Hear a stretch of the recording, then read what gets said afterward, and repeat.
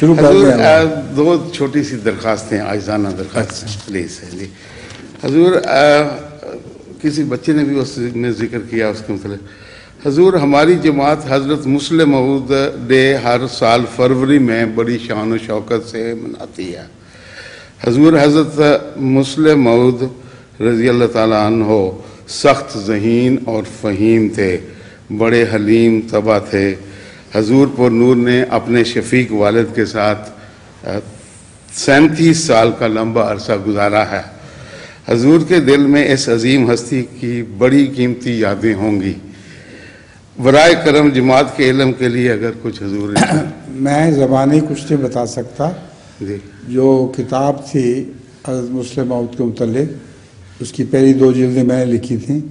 जिसने पढ़ना हो वहाँ से पढ़ ले। हजूर वो यहाँ नहीं हैं? यहाँ नहीं मिलती वो थी। मंगवाएं वहाँ से,